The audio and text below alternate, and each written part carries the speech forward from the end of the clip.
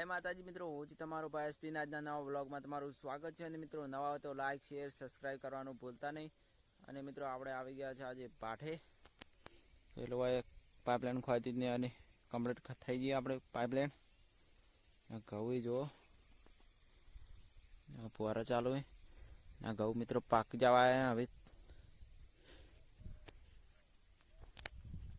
જાવું મિત્રો આપણે વાડે પાઠે આવ્યા તે.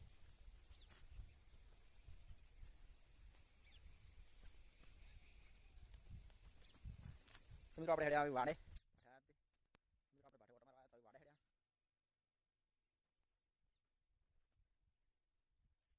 તો મિત્રો આપણે હેડ્યા આવી વાડે પાઠે આવ્યા તે. પાઈન બે પાઈ ચીડી આવે જો.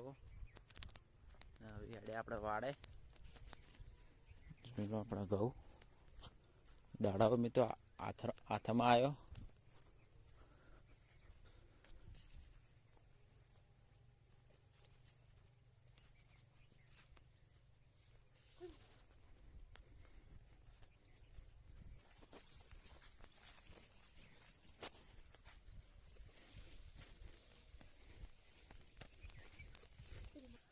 મિત્રો આપણે પાઠેથી આવી ગયા હતા વાડે. પૂળન છાન ધોરણ છાન નાખી જો પૂળા કાપે ભાઈ. अरे तू है लगी रहने इतनी सी छुरी लेके